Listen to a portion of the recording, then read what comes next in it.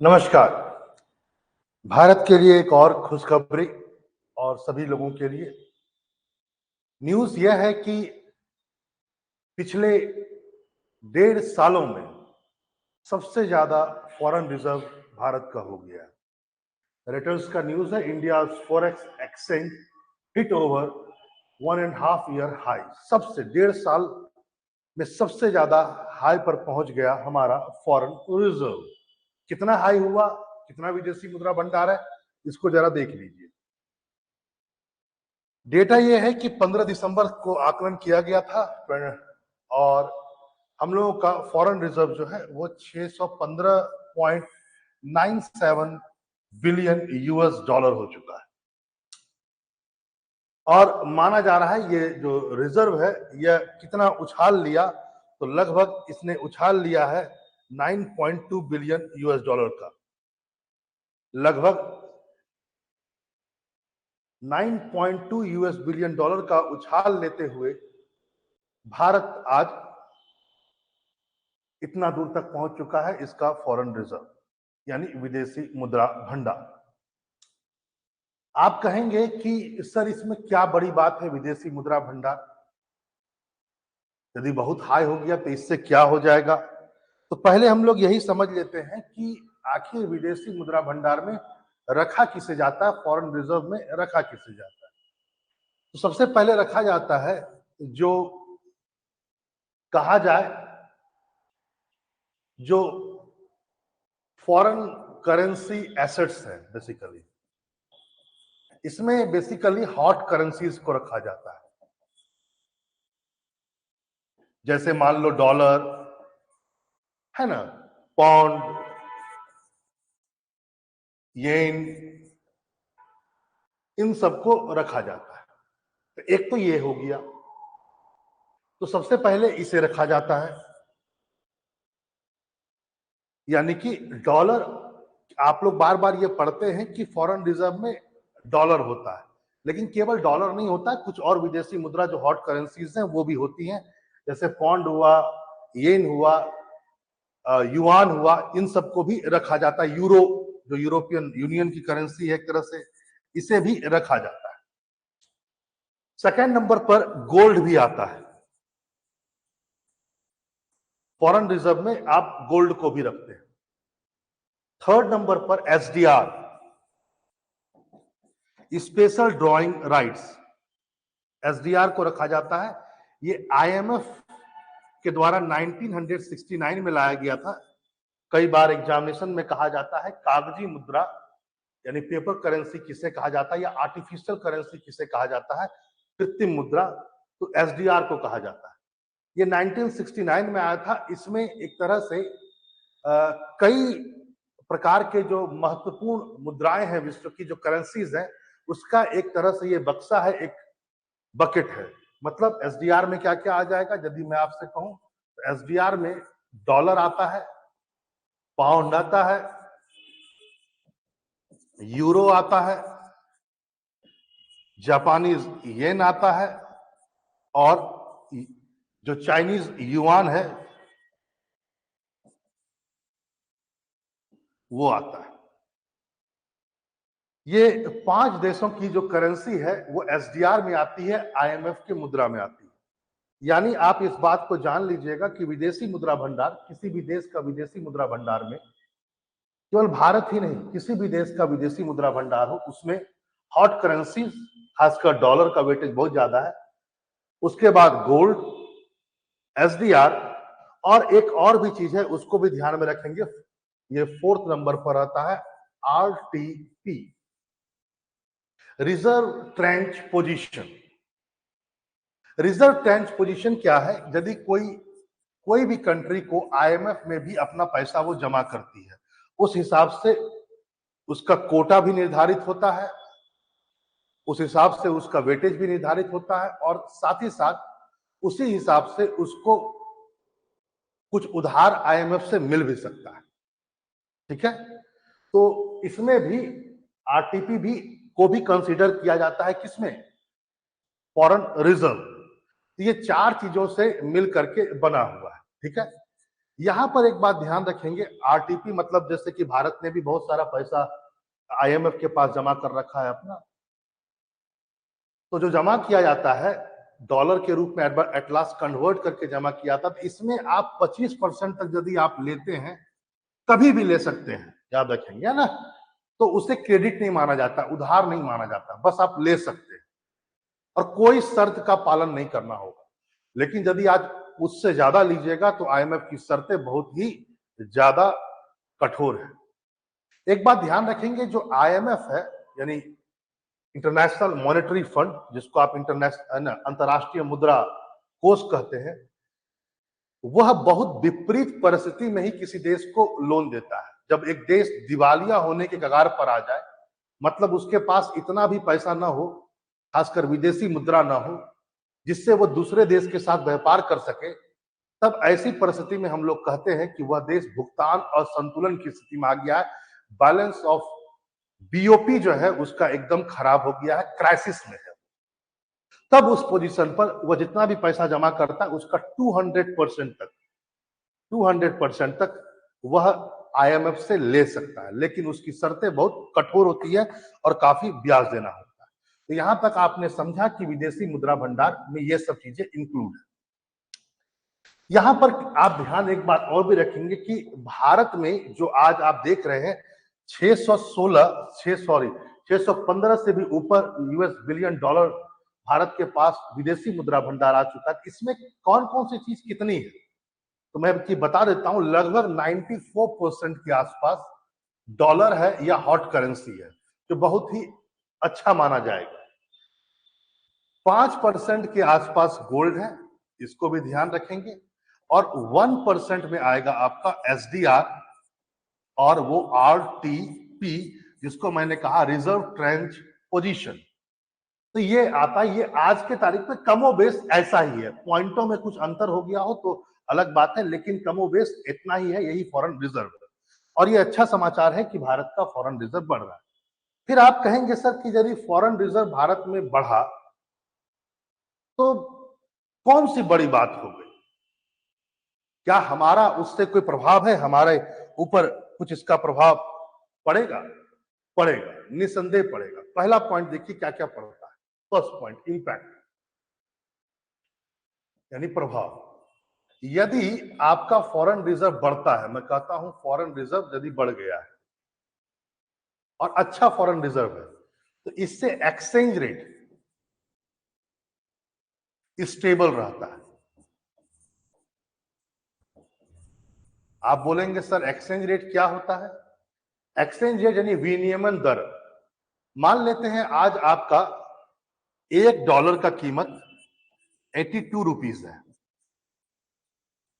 तो ये आगे और ज्यादा ये गैप न बढ़े, ऐसा ना हो जाए कि $1 83, 84, 85 रुपए पहुंच जाए। इसके लिए बहुत जरूरी है कि आपका फॉरेन रिजर्व अच्छा बना होना चाहिए।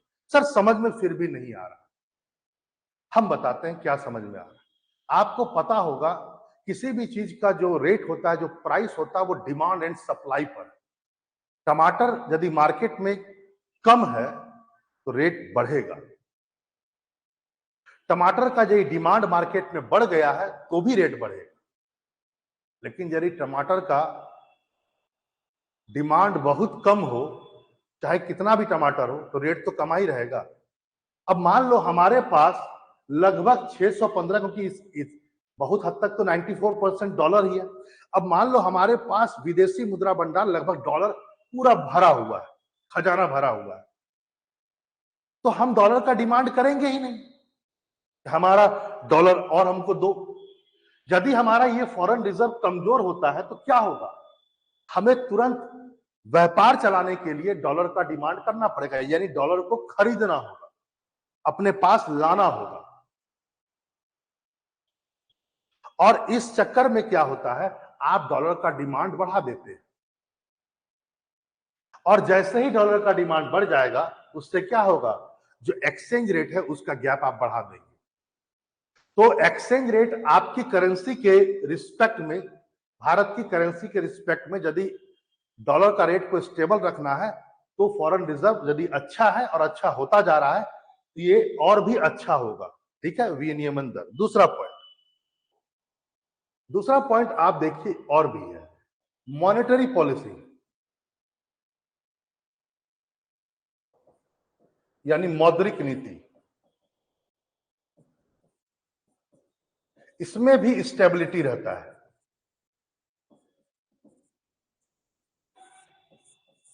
आप कहेंगे सर समझ नहीं पा रहे हैं मॉनेटरी पॉलिसी, आप जानते हैं repo rate, reverse repo rate, RBI जो भी मैकेनिज्म को इस्तेमाल करती है मनी के फ्लो को कम या ज्यादा करने के लिए, उसको मॉनेटरी पॉलिसी कहा जाता है। उसमें बैंक रेट भी आ सकता है, रिवर्स रेपो रेट भी आ सकता है, रेपो रेट भी आ सकता है। ये सब आरबीआई के हथकंडे हैं जिससे वो लिक्विडिटी यानी तरलता यानी मनी फ्लो को कम ज्यादा कर सकता है। अब मान लेते हैं कि आपका जो एक्सचेंज रेट था, यानी कि जस्ट उसी से रिलेटेड है, मान लेते हैं कि डॉलर के कंपेयर में हमारा रुपीस कमजोर हो गया। मान लो अभी 82 है, अब हो गया 90। तो पहले तो केवल $1 के लिए आरबीआई को या भारत सरकार को केवल 82 रुपए कलेक्ट करने होते थे आम जनताओं से या मार्केट से, तो वो $1 के बराबर हो जाता था। लेकिन जैसे ही गैप बढ़ेगा, एक्सचेंज रेट बढ़ जाएगा, उससे क्या हो सकता है, क्योंकि फॉरेन रिजर्व यदि कमेगा तो एक्सचेंज रेट बढ़ सकता है। इससे क्या हो सकता है, अब सरकार को या आरबीआई को ज्यादा रुपए चाहिए होगा, यानी अब उसे ज्यादा अपने हथकंडों को इस्तेमाल करना पड़ेगा, अपने टूल्स को इस्तेमाल करना होगा to collect the money from the peoples और फ्रॉम द मार्केट। उसे ज्यादा अब पैसे की जरूरत होगी क्या करने के लिए, और ये लॉन्ग टर्म में हमारी अर्थव्यवस्था को खराब कर सकता है, क्योंकि अब ज्यादा पैसा चाहिए। तो पैसा जो आप यूज कर रहे थे विकास कार्य में, वो इंपैक्ट पड़ जाता है। ये थर्ड पॉइंट होगा, इकोनॉमिकल डेवलपमेंट। इकोनॉमिकल डेवलपमेंट पर भी इसका प्रभाव पड़ेगा, क्योंकि एक तो अब आपको ज्यादा पैसे चाहिए डॉलर को, $1 खरीदने के लिए, तो आप अपना मॉनेटरी पॉलिसी में चेंज करेंगे, रेपो रेट बढ़ा सकते हैं, घटा सकते हैं, तो स्टेबिलिटी तो आपकी इकोनॉमी में रही नहीं। और इससे क्या होगा, जब स्टेबिलिटी नहीं रही, इससे क्या होगा, आपको ज्यादा जब पैसा चाहिए होगा तो जो पैसा विकास कार्य के लिए खर्च हो रहा था अब वो कम होगा, तो डेवलपमेंट पर भी इंपैक्ट पड़ता है। तो इस बात जान लीजिए, चाहे मौद्रिक नीति हो या इकोनॉमिकल डेवलपमेंट हो, इसका भी प्रभाव पड़ता है आपके विदेशी मुद्रा भंडार पर। विदेशी मुद्रा भंडार जितना अच्छा रहेगा उतना ही एक्सचेंज रेट भी अच्छा होगा, मॉनेटरी पॉलिसी स्टेबल रहेगी, और यदि मॉनेटरी पॉलिसी स्टेबल रहेगी तो इकोनॉमिकल डेवलपमेंट भी लगातार होता रहेगा, जनता के पास पैसा आसानी से पहुंचता रहेगा, सरकार को पास अच्छा पैसा होगा कि वह खर्च कर सके अन्य विकास कार्यों में। अगला पॉइंट देखते हैं, मान लेते हैं कोई क्राइसिस आ जाए वर्ल्ड में। क्राइसिस का मतलब कोई संकट, जैसे मान लो यूक्रेन का संकट हुआ, या मान लेते हैं एक एग्जांपल देख लेते हैं ईरान। भारत कई सालों से लगातार ईरान से बहुत ज्यादा तेल लेता हुआ आ रहा था, इराक भी है इसमें। अब मान लेते हैं कि इराक या ईरान से भारत तेल ले रहा है। मैं इराक का पहले एग्जांपल देता हूं क्योंकि ये घटना बहुत इंपॉर्टेंट है इस के पर्सपेक्टिव में। जब 2000 के आसपास जब इराक पर हमला किया अमेरिका ने, सद्दाम हुसैन को खत्म किया गया उसके बाद, तो हमारा जो इराक से हम बार बार तेल ले रहे थे, तो एक मैक्सिमम अमाउंट ऑफ तेल इराक से ले रहे थे, और उसके बिहाफ में हम क्या दे रहे थे उसको जरा बताइए। तो आप किसी भी अदर कंट्री से यदि आप क्रूड ऑयल ले रहे हो, पेट्रोल ले रहे हो जिससे बनता है, तो उसके लिए हमें डॉलर देना पड़ता था। वैसे भी इंटरनेशनल जितने भी व्यापार होते हैं उसके लिए हमें डॉलर का यूज करना पड़ता है, वही फॉरेन रिजर्व। अब यदि इराक पर हमला हो गया तो अब आपको अदर सोर्स ढूंढना पड़ेगा, और इराक क्या कर रहा था, इराक आपको तेल के बदले अनाज के बदले भी आपको तेल दे देता था। पता लगा गेहूं आपने दिया, उसने आपको तेल दे दिया। ईरान के साथ भी कुछ ऐसा था, ईरान सस्ते में भी तेल दे रहा था, बकायदा हुआ शिप का इंश्योरेंस भी कर रहा था। मतलब यदि कोई शिप जा रहा है तेल लेकर कंटेनर वाला, और यदि वो बीच में कहीं लीकेज हुआ था तो ईरान ने भारत को कहा था कि इसका सारा जो खर्च होगा मैं खुद बेयर करूंगा। तो भारत को बहुत प्रॉफिट था, भारत को बहुत कम, चाहे तो डॉलर देना पड़े तो भी बहुत कम देना पड़ रहा था क्योंकि लो प्राइस में वो दे रहा था। फिर वो अदर चीजों से भी एक्सचेंज कर लेता था, अनाज उनाज से, जैसा कभी इराक कर रहा था। अब समझिए बाई चांस इराक के साथ जब युद्ध हुआ उस समय क्या हुआ होगा। यदि फॉरेन रिजर्व हमारे पास कम होगा तो हम कैसे तेल ले पाएंगे, क्योंकि अब दूसरे देश के पास आपको जाना पड़ेगा तेल लेने के लिए, वहां पर शायद प्राइस भी ज्यादा हो। वैसे भी एक जगह, ये सब तो ऑयल वाले क्षेत्र है, यदि इन सब क्षेत्रों में संकट होता है तो आपको कहीं और रास्ता अपनाना पड़ेगा क्रूड ऑयल को लेने के लिए, तो वहां पर आपको ज्यादा पैसा पे करना पड़ेगा। और यदि आपके पास फॉरेन रिजर्व कम है तब तो आप उस क्राइसिस में फंस जाएंगे और उस क्राइसिस को, वो शॉक को एब्जॉर्ब नहीं कर पाएंगे। तो फॉरेन रिजर्व हमेशा जो इंटरनेशनल क्राइसिस होता है उसको कहीं ना कहीं एब्जॉर्ब करता है, उस शॉक को एब्जॉर्ब कर सकता है थोड़े ही समय के लिए, लेकिन एब्जॉर्ब करेगा, उसको बचा कर रखेगा, क्योंकि आपके पास फॉरेन रिजर्व है, आप आगे बढ़ सकते हैं, बढ़ करके आप काम कर सकते हैं। तब आपने समझा, इस बात को भी आपने यहां पर समझा। आगे देखिए, आगे और भी चीजें हैं, जैसे कि लोन रिटर्न पर, लोन रिटर्न को भी ज्यादा ये सुटेबल बनाता है, ज्यादा आसान बना देता है। जैसे मान लेते हैं वर्ल्ड बैंक से भारत ने कुछ रुपए ले रखा, मान लेते हैं 100 मिलियन यूएस डॉलर, मान लेते हैं, मैंने एक एग्जांपल आपसे कहा कि विश्व बैंक से भारत ने, क्योंकि जब भी लोन कोई लेता है तो हम लोग लेते हैं तो डॉलर में ही दिया जाता है, अब और अदायगी भी हमें डॉलर में करनी होगी। अब यदि हमारे पास फॉरेन रिजर्व अच्छा है तो इससे क्या होगा, मतलब अभी 82 रुपीज है, तो अभी हमको 100 रुपए के लिए इतना 82, मतलब 100 मिलियन के लिए आपको कितने रुपए कलेक्ट करने पड़ेंगे भारत से, लगभग 8,200 मिलियन रुपीस आप कलेक्ट करके दे दिए, आसान रहा आपके लिए। लेकिन यदि फॉरेन रिजर्व कम हो जाएगा तो एक्सचेंज रेट बढ़ जाएगा, और अब आपको इसी को देने के लिए आपको 9,000 मिलियन देना पड़ सकता है। यदि गैप बढ़ गया, $1 90 रुपीस के आसपास हो गया, मतलब अब आपको ज्यादा रुपए कलेक्ट करने पड़ेंगे। पहले तो आपको बस 82 रुपीस कलेक्ट करने थे, आपने वापस कर दिया पैसा, अब आपको $1 के लिए 90 रुपीस कलेक्ट करना पड़ेगा, उतने के लिए जितना लोन आपने लिया था कभी एक जमाने में, मान लो लिया हो, और उस समय आपको सिर्फ 82 रुपए के भाव से कलेक्ट करके देना पड़ा था, अब तो आपको बहुत ज्यादा भाव से, बहुत ज्यादा रेट से कलेक्ट करके आपको देना पड़ेगा। तो क्या होगा, इससे आपके यहाँ का रुपए बहुत तेजी से कमेगा, मार्केट में रुपीस कमेगा, और यह बहुत ज्यादा हानिकारक भी हो सकता है। तो यानी लोन रिटर्न में भी एक हम लोगों को क्या होगा, आसानी होगा। आगे आगे इंपोर्ट, इंपोर्ट भी, इसका इंपोर्ट पर भी इंपैक्ट है और पॉजिटिव है, पॉजिटिव इंपैक्ट, यानी आयात।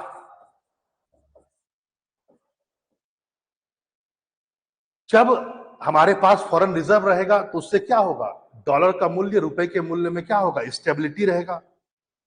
उससे क्या होगा, उससे यह होगा कि जो हम सामान बाहर से ला रहे हैं तो उसके लिए हमें उसी दाम पर लगातार पैसा देना पड़ेगा। लेकिन यदि ये सिचुएशन बिगड़ जाए तो फिर क्या होगा, जैसे मान लेते हैं कि अभी 82 रुपीज है, ठीक है, $1 का कीमत, और आपने $1 का कोई सामान लाया तो आपको कितना रुपए देना पड़ा, 82 रुपीज, $1 के बराबर है। आपने उसको कन्वर्ट किया, एक दूसरे देश को $1 में कन्वर्ट करके आपको 82 रुपए लगा और आपने सामान मंगा लिया। लेकिन यदि ये 90 रुपए हो जाए तो तब आपको क्या हो जाएगा, इसका दाम, जैसे मान लेते हैं कोई एक सामान है, मैं बोलता हूं शर्ट है, कोई एक शर्ट का दाम, विदेशी शर्ट का दाम $1 था, तो आपको 82 रुपीज लग रहे थे। अब वही शर्ट आपको फिर दोबारा मंगाना हो तो आपको कितने रुपए देने पड़ेंगे, 90 रुपीज। ये महंगा नहीं हो गया, आपका इंपोर्ट महंगा हो गया, ठीक है। तो याद रखेंगे इस बात को, इसका एक पॉजिटिव इंपैक्ट आपने देखा, यदि फॉरेन रिजर्व बढ़ता है तो इसका एक पॉजिटिव इंपैक्ट होता है। आगे और भी चीजें देखते हैं, थोड़ा और भी बातें कर लेते हैं। आज आप देख रहे होंगे कि भारत में 615 के आसपास फॉरेन रिजर्व है, लेकिन जब 2014 की बात है, जब ये सरकार आई थी, उस समय फॉरेन रिजर्व हमारे पास में लगभग 304.2 बिलियन डॉलर है, यानी कि लगभग 9 और 10 सालों में दोगुना फॉरेन रिजर्व हुआ है। तो इस परिप्रेक्ष्य में कहा जाए तो ये एक बहुत अच्छा साइन है। आगे और भी कुछ बातें हम लोग देख सकते हैं इसमें, किस देश का कितना फॉरेन रिजर्व है। तो सबसे ऊपर चाइना है। चाइना का फॉरेन रिजर्व लगभग आपका 34 और 3500 के आसपास में है यूएस बिलियन डॉलर, यानी 3500, 34 से 3500 यूएस बिलियन डॉलर। जापान का लगभग 1269 के आसपास में है। स्विट्जरलैंड का लगभग 818 के आसपास में, और भारत पहुंच चुका है 615, यानी चाइना के पास बहुत ज्यादा फॉरेन रिजर्व है। और इस कंपेयर में आप समझ सकते हैं कि भारत की स्थिति कहां पर है। यहां पर थोड़ा सा इन्होंने मिस्टेक कर दिया, ये विकिपीडिया से लिया हुआ है, इन्होंने शायद 35 करना चाहिए, लेकिन 25 नहीं हो सकता ये। तो 34 से 3500 के बीच में चाइना के पास में फॉरेन रिजर्व है, और एक ताकतवर कंट्री मानी जाती है। उसके रेस्पेक्ट में देखा जाए तो भारत अभी 615 है। तो आप इस आधार पर भी इवेल्युएट कर सकते हैं कि हमारी इकोनॉमी कहां पर है। आगे एक बात और भी सुनिए, वर्ष है 1990 का। आप लोगों ने सुना होगा बहुत बड़ा इकोनॉमिकल क्राइसिस आया था 1990 में। पता है उस समय भारत का फॉरेन रिजर्व कितना था? भारत का उस समय फॉरेन रिजर्व सिर्फ 1 बिलियन यूएस डॉलर, और माना जाता था कि इसके द्वारा भारत केवल 2 सप्ताह तक व्यापार कर सकता था। विदेशी व्यापार भारत सिर्फ 2 सप्ताह तक कर सकता था, पूरा भारत रुक सकता था। ना हम किसी से तेल परचेस कर सकते थे, ना कोई इक्विपमेंट परचेस कर सकते थे, क्योंकि सारा व्यापार तो विदेशी मुद्रा में होता है, खासकर डॉलर में। तो 1990 में भारत के पास सिर्फ 1 बिलियन यूएस डॉलर था, और उस हिसाब से कहा जाए तो भारत ने एक बहुत लंबी छलांग लगाई है। अच्छा, इसी हिसाब से यदि कहा जाए कि जो भारत का आज के तारीख में 615 यूएस बिलियन डॉलर हो गया, तो भारत का अब भारत कितना दिन तक का व्यापार कर सकता है यदि उसके पास कुछ ना आए तो लगभग माना जाता है कि भारत लगभग 11 मंथ के आसपास व्यापार कर सकता है। यानी भारत का जो वैल्यू है फॉरेन रिजर्व का, वो इतना है कि भारत बिना किसी के सहायता के 11 वर्षों तक लगातार, सॉरी 11 महीनों तक लगातार व्यापार कर सकता है। इस हिसाब से कहा जाए तो चाइना को यदि देखा जाए तो चाइना जो है वो 16 मंथ कर सकता है, जबकि स्विट्जरलैंड जो उससे बहुत कम है वह लगभग आपका 39 मंथ कर सकता है। जापान यदि कहा जाए 22 मंथ। यदि आप यहां पर देखेंगे तो आप कहेंगे सर चाइना 3500 के आसपास में है, और ये तो मात्र 200, सॉरी स्विट्जरलैंड यदि कहा जाए तो वह तो केवल 800 के आसपास में, 818। तो इस स्विट्जरलैंड का लगभग जो वो व्यापार कर सकता है वो 39 मंथ आपने कह दिया, और चाइना जो है वह केवल 16 मंथ तक कर सकता है व्यापार। तो इसमें आपको समझना होगा कि चाइना की इकोनॉमी बहुत बड़ी है। चाइना एक बहुत बड़ा देश है, और उसको बहुत सारा और मैन्युफैक्चरिंग हब भी है। तो चाइना जो यदि मैन्युफैक्चरिंग हब है तो सब कुछ तो उसके पास में अवेलेबल नहीं होगा, तो उसे बहुत सारी चीजों को आयात करना पड़ता है, अपने देश में लाना पड़ता है।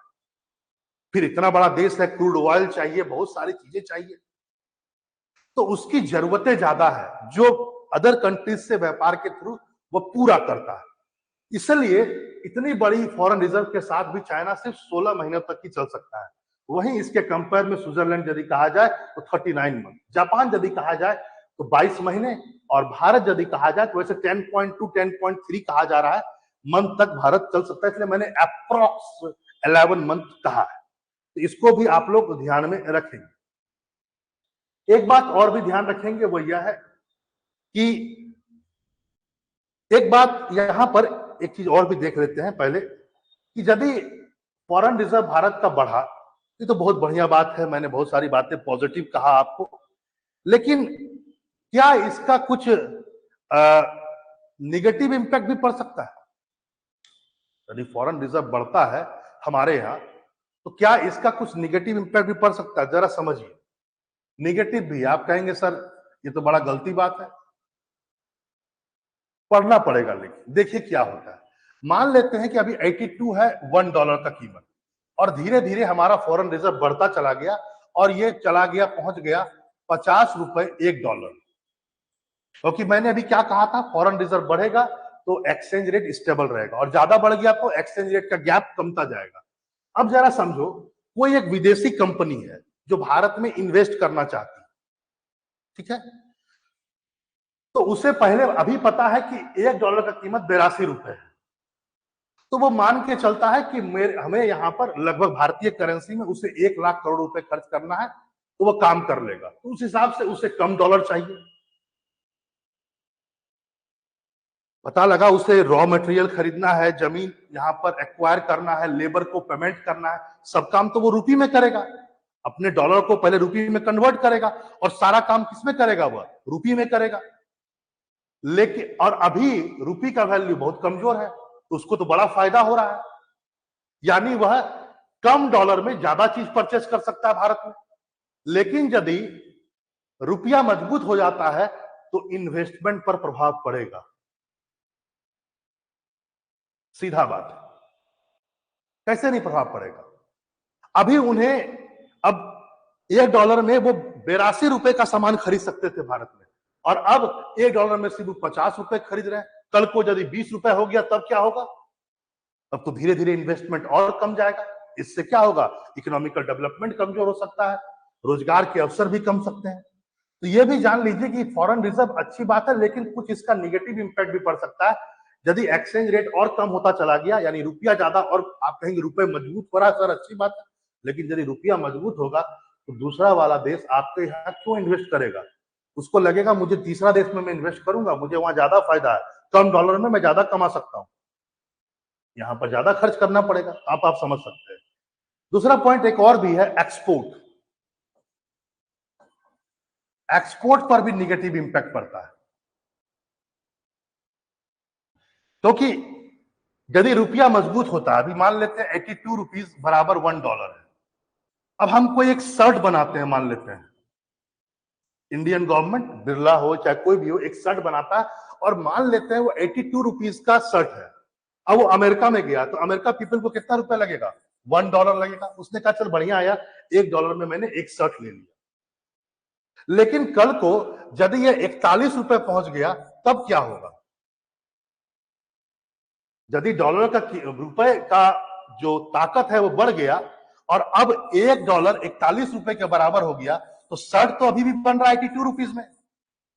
शर्ट यदि अभी भी 82 रुपीज में बन रहा है तो अब तो इसको $2 खर्च करने पड़ेंगे ना।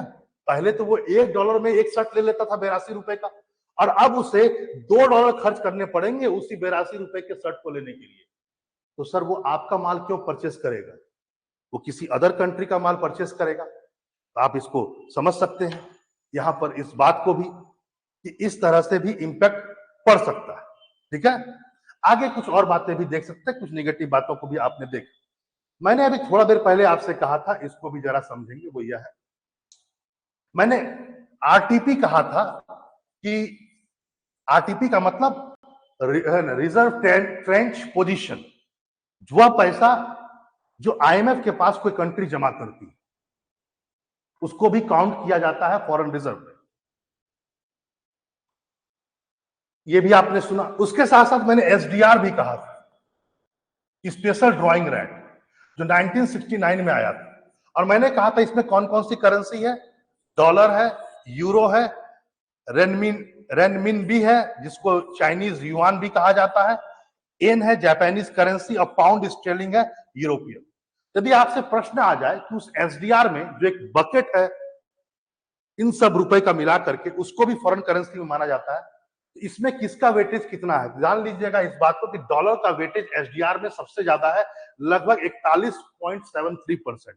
सेकंड नंबर पर यूरो आता है, और जो चाइनीज युआन है वो लगभग आपका 10%, 10.92% के आसपास आता है। उसके बाद है येन, जो जापानीज करेंसी है 8.33%, और फिर पाउंड स्टेर्लिंग है 8.09%। तब आपने ये चीज को देखा, इस चीज को समझा।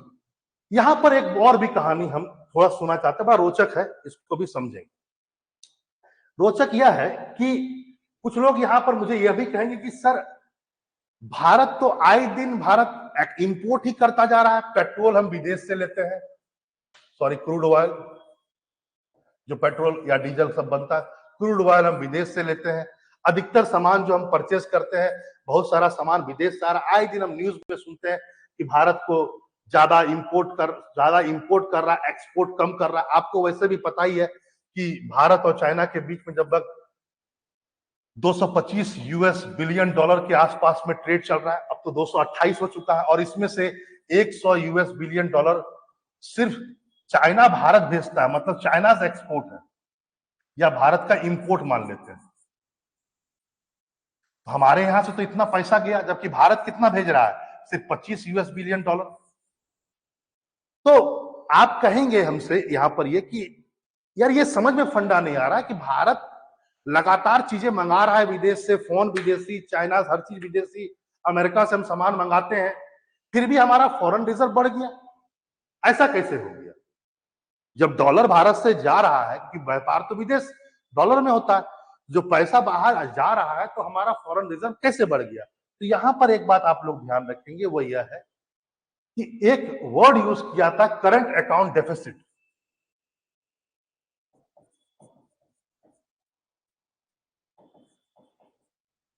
चालू खाते पर घाटा।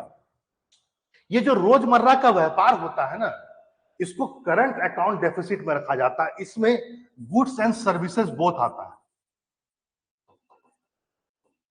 वस्तु और सेवाओं का आयात निर्यात। तो भारत का जो आयात निर्यात हो रहा है, डेली जो व्यापार होता है वस्तुओं और सेवाओं का, उसमें भारत करंट अकाउंट डेफिसिट में जरूर भारत नीचे है। वहां पर भारत को आपको लगेगा कि हाँ भारत को लॉस है, लेकिन भारत इसका रिकवरी बहुत जबरदस्त ढंग से करता है। किस पर? कैपिटल अकाउंट में, यानी पूंजीगत खाते पर। पूंजीगत खाते पर वो पैसा माना जाता है जो एफडीआई, एफपीआई, ये सब फॉर्म में आता है, और इसमें जब बहुत ज्यादा बढ़ोतरी होती है, भारत की हुई है। यहां पर करंट अकाउंट डेफिसिट, वहां पर जरूर भारत थोड़ा सा कमजोर दिखता है। डॉलर चला जा रहा है बाहर, हम ज्यादा सामान परचेस कर रहे हैं इसलिए। लेकिन उसी रिस्पेक्ट में जो कैपिटल अकाउंट है, उसमें ज्यादा लगातार भारत में डॉलर आ रहा है, और बहुत भारी मात्रा में आ रहा है, और कैपिटल अकाउंट को बहुत स्टेबल माना जाता है, बहुत स्थायित्व होता है। एफडीआई का मतलब, जैसे कोई कंपनी भारत में अपना, कोई विदेशी कंपनी भारत में अपना कंपनी स्थापित करना चाहती है, उसके लिए जमीन लेगी, नए सिरे से कंपनी बनाएगी, या एक बहुत बड़ी कंपनी में अपने आप को मर्ज करेगी, तो वो एक लंबे समय का होता है। ऐसा नहीं कि वो तुरंत भाग जाएगा। इसको कैपिटल अकाउंट में, ये रोजमर्रा का व्यापार नहीं है, वो यहां पर इन्वेस्ट किया है। तो एफडीआई मतलब फॉरेन डायरेक्ट इन्वेस्टमेंट। और लगातार विश्व में आप जान ही रहे हैं कि भारत ने लगातार अपना परफॉर्मेंस बढ़ाया है। ईज ऑफ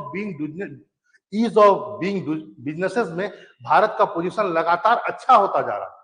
तो लगातार एफडीआई का फ्लो भारत में बढ़ रहा है, और चाइना भी के प्रति जो विश्व की मन स्थिति, जो माइंडसेट है, जो चेंज हुआ है, उससे कारण से भी एफडीआई का फ्लो भारत में लगातार बढ़ रहा है। बहुत सारे विदेशी कंपनियां भारत में अपने आप को एस्टेब्लिश करे, चाहे एप्पल हो, चाहे कोई भी कंपनी हो। एफपीआई किसको बोलते हैं? एफपीआई बोलते हैं फॉरेन पोर्टफोलियो इन्वेस्टमेंट।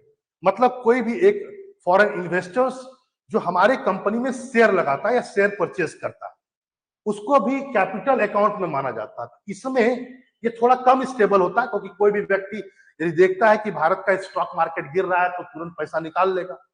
लेकिन फिर भी एफपीआई एंड एफडीआई ये करंट अकाउंट का पार्ट है, और इसमें भारत में बहुत तेजी देखी जा रही है। और ये बहुत बड़ा कारण है कि भारत का जो ये है फॉरेक्स जो है, यानी कि विदेशी मुद्रा भंडार, वो बढ़ा करंट अकाउंट डेफिसिट के बावजूद भी। कुछ और बातों को भी आप समझ सकते हैं कि ऐसा क्यों हुआ, क्यों नहीं हुआ। कुछ और बातें, जैसे लगातार ऑयल प्राइसेस आप देख रहे होंगे, लगातार ऑयल प्राइसेस में एक गिरावट आई है। खासकर रसिया से हम तेल परचेस कर रहे हैं, बहुत कम दाम में वो तेल दे रहा है, तो हमें कम डॉलर देना पड़ता है। तो एक तो वो भी एक बहुत बड़ा कारण है। दूसरा पॉइंट है कॉर्पोरेट टैक्सेस लगातार बहुत डिक्रीज किया गया है, तो बहुत लोग भारत में इन्वेस्ट कर रहे हैं, चाहे वो इंडियन हो या विदेशी कंपनियां हो, वो भारत में लगातार इन्वेस्टमेंट कर रही है। तो एफडीआई और एफपीआई में लगातार बढ़ोतरी हो रही है। ऑयल प्राइसेस के कम होने से करंट अकाउंट डिफिसिट भी थोड़ा कमा है, इस कारण से भी लगातार फॉरेक्स बढ़ा है। तो आपने देखा कि भारत पिछले 1.5 साल के इतिहास में भारत ने 615 फॉरेन रिजर्व तक भारत पहुंच चुका है। क्या कारण थे, वो सब कुछ आपने A to Z देखा। फिर मिलते हैं एक नए टॉपिक के साथ। नमस्कार।